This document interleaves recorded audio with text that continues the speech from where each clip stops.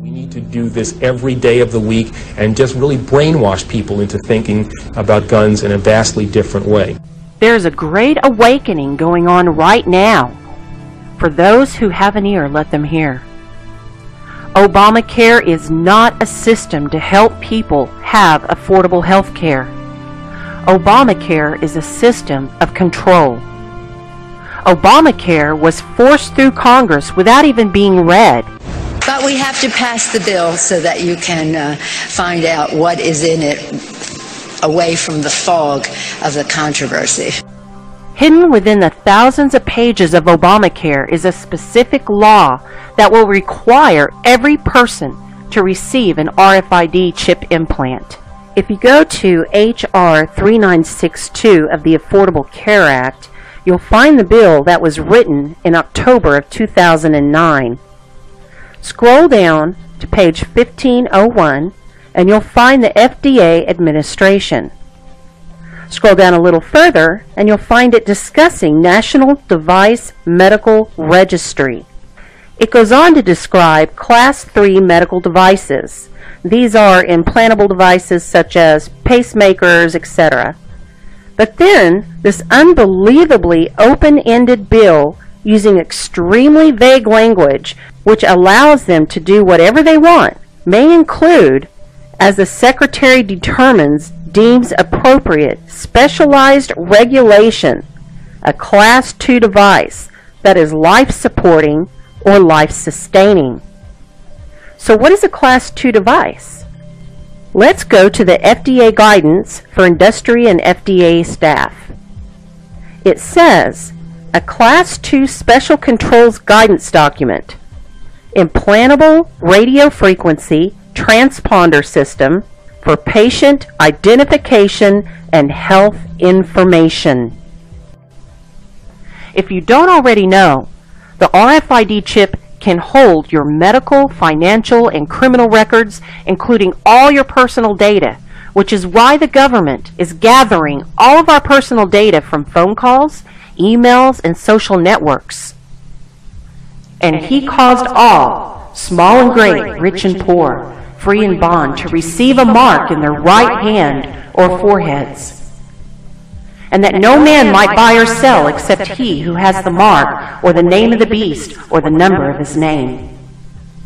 The Bible warns us in the end days there will be a one-world government and a one-world currency. This is exactly what NATO and the United Nations is attempting to do. One country at a time, they overthrow the government using NATO assassins to go in and declare they are bringing democracy for the people. They place someone loyal to them in the presidency, and in the process of the takeover they destroy their economy, steal their freedoms and resources, and murder millions of innocent civilians. But the key for them to accomplish this is they have to ban the guns. They know if the civilians are armed, they will not be able to take over the country and later force the RFID chip implant, which will give them total control. Now, this is a slide from an industry consortium called the Auto ID Center that wants to promote the use of these tiny tracking devices, the RFID tags, for a variety of different reasons. Perhaps the most disturbing of them, in addition to counting humans, would be to count and number every item on the planet and use it to replace the barcode. So physical items could actually be identified and numbered and linked from a distance and tracked. Now, one of the things on this slide that they talk about is it would take 23 bits. That's the numerical information it would have to contain in that tiny speck of dust-sized chip to number every automobile on the planet. It would take 29 bits, or zeros and ones, a string of 29 zeros and ones to number all the computers. And here's the creepy part. It would only take 33 zeros and ones to give a unique identifying number to every human being on the planet.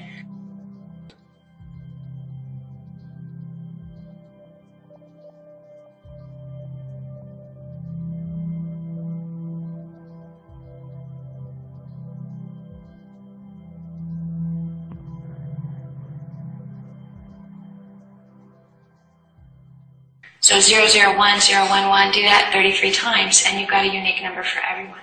Now, the disturbing part here is that this industry consortium, which consists of some of the biggest global companies in the world, including Procter & Gamble, including Johnson & Johnson, Kimberly-Clark, International Paper, big companies, Coca-Cola, these guys should be thinking about products, and yet on here they're naming human beings. So this technology, with all of this backing, by the way, the Department of Defense and the U.S. Postal Service are also backers of this technology. The fact that they're putting human beings on their slides and their internal documents as a way to utilize this technology is a little bit worrisome. And definitely by putting one of these numbers into one of these Verichips and implanting it into a human being, you could verify them. You could have a number associated with them. You could link that number up to a database, and you could require them to present that in order to buy or sell for the reasons that we talked about. Okay. The company producing these chips is a company called Alien Technology, and you can't really see it very well, but it's got, I think, one of the creepiest logos I've ever seen. It's black, it's got red on a black background, it has what looks like almost 3 claw marks sort of screeching across the screen. And in fact, most of the imagery associated with this technology is quite dark. At a conference I attended about 2 months ago, there was a gentleman from Philip Morris talking about this technology. He was talking to a bunch of global executives from global companies who deal with moving products around. And he was telling them, you know, when this comes out, when we have radio devices and everything, and we're tracking everything all over the planet, you're going to need to really change the way you run your warehouse in your back room. And do you know what he said? And he meant this in terms of you're going to have to totally change the way you do business and revolutionize your thinking about moving products. But his statement was, this technology will destroy our way of life. The purpose of this technology is to destroy our way of life. Now, it's interesting because in his saying that, the whole room went silent. By the way, these are people who love the idea of tracking things as they move around. But even then, the room went silent because that was a pretty heavy statement. And I don't think he meant that it's going to absolutely destroy our way of life as we live day to day. But I also don't think he realized the symbolic importance of what he had said. Because if we do actually number every human being, and if we do number every physical item, and if we can keep track of all of that through databases and through computer systems, it will actually destroy our way of life. There will be no more freedom. There will be no more privacy or no more ability to walk around and even talk to other people freely, because your every move will be monitored and tracked. Right, there's the chips. And these devices, as I said, this industry consortium, they've already begun appearing, these radio frequency devices, in consumer products. What you're seeing here is a package of Gillette razor blades that's been equipped with one of these unique numbers, making it trackable from a distance. The purpose here was shoplifting prevention, but ultimately they want to put one of these on every physical item that we buy, meaning that not only would you be identifying yourself with your chip as you made your purchase, but all of the things you bought would also be identified with you, linked in a database. And in essence, it would make it difficult in a world where, let's say, there is the mark of the beast, and you've got a brother-in-law who is maybe willing to take the mark of the beast and give you the stuff that he buys so you can survive. In a world like that, if he bought a shirt, paid for it with his mark, and then handed it to you, that shirt could be tracked at a distance. It could be identified as you walk through a doorway, and they could say, hey, wait a minute, you're not Joe Schmo. You don't have the chip in your, you know, this. In fact, now we've identified you as being the guy who's in trouble for not taking the chip, and now we're going to scan everything you're wearing, and we'll know where you got it, and we'll know who your accomplices were who helped you obtain these items. All right. Now, one of the things that's going to have to happen globally, in addition to identifying everyone, linking everyone with the satellites and the database and the number payment systems, getting everybody using credit cards away from cash and getting everyone to identify themselves, is have it be universal and standardized. And there is a massive push right now in industry and in retail to do that. It's called oneness. And in fact, this is from the Retail Systems 2003 in Chicago, creating oneness among systems, supply chain, and business. And the idea is that everything will be standardized. The whole agenda is to create a one-world government where everybody has an RFID chip implanted in them. All money is to be in those chips, right? There'll be no more cash. And this is given me straight from Rockefeller himself. This is what they want to accomplish. And all money will be in your chips. And so instead of having cash, anytime you have money in your chip, they can take out whatever they want to take out whenever they want to. If they say you owe us this much money in taxes, they just deduct it out of your chip digitally. Total control. Total control. And if you're like me or you, and you're protesting what they're doing, they can just turn off your chip. And you have nothing. You can't buy food. You can't do anything. It's total control of the people. And that chip's connected to a database that has your purchasing records, what you do, what Everything. you sell. Everything is in there, you know? And so they want a one-world government controlled by them, everybody being chipped. There's senators out there that are fighting as hard as they can to cut some of the spending waste in our government. And there's billions and billions of dollars being spent left and right, just wasted. And people ask, why? Why is our government wasting so much money? Why are they giving things away? Why are they giving money to other countries when we're already broke? To collapse the economy, so that we can have a one world economy, so all of our financial records can be put on the chip, the implantable RFID chip. Each and every one of you watching this, every single one of you, is just as important as the people who were our founding fathers.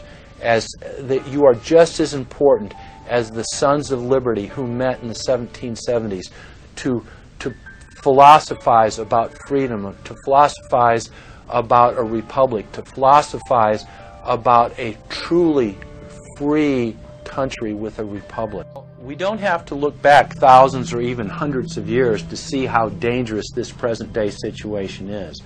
We can look back to Bolshevik Russia. We can see the takeover by the Bolsheviks talking about the people's revolution, talking about the positive change. And Lenin came in and then Stalin.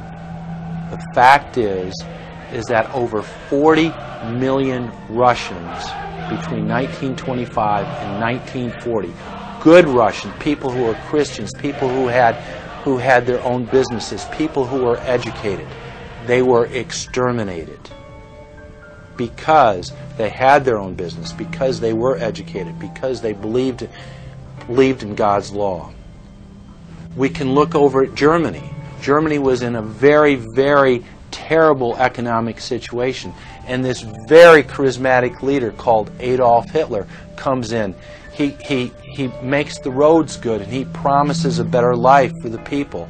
And within 10 years, you see a completely nationalized, centralized, dictatorial situation where millions and millions of people were exterminated. And then we can go to Maoist China.